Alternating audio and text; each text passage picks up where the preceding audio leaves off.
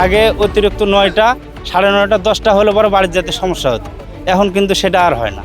এই কারণে হয় না যে আমরা যেতে পারি, যে কোনো টাইমে যেতে পারি। আগে তো ডাকাতি হয়েছে, ডাকাতি হওয়ার পর 8টার সময় বাড়ি চলে যেতাম, এখন 9টার সময় বাড়ি যাই।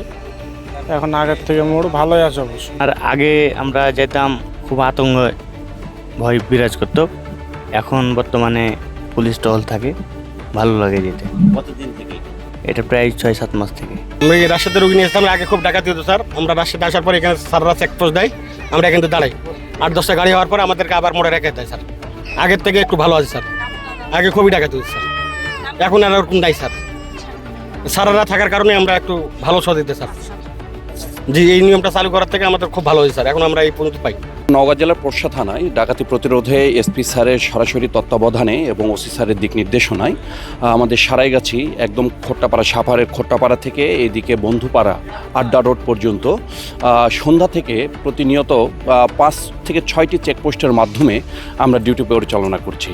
এখানে প্রত্যেকটা গাড়িকে আটকিয়ে, নিরাপত্তার স্বার্থে তাদেরকে আটকিয়ে, তাদেরকে স্কটের মাধ্যমে, পুলিশি প্রহরার মাধ্যমে এই সীমান্তটুকু, যেটুকু আমাদের বিপজ্জনক সীমানা আছে, সেই সীমানাটুকু আমরা পার করে দিই। এর মাধ্যমে আমরা বিগত 6 মাস ধরে আমরা এই ডাকাতিটাকে বন্ধ রাখতে পেরেছি এবং ডাকাতিটাকে নির্মূল করা সম্ভব হয়েছে।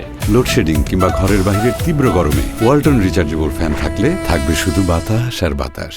একটা কথা পরিষ্কারভাবে আমি বলে দিচ্ছি, যারা এই সড়কে অপরাধ করত বা অপরাধ করার ইচ্ছা আছে, তাদের বিরুদ্ধে জেলা পুলিশ আইন অনুযায়ী সর্বোচ্চ কঠোর ব্যবস্থা নেবে।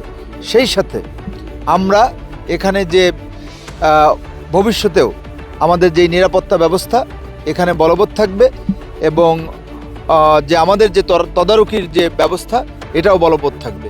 পোরশা, সাপাহার এবং সারাইগাছি আড্ডা এই সড়কে ডাকাতির অধ্যায় আমরা স্থায়ীভাবে বন্ধ করতে চাই।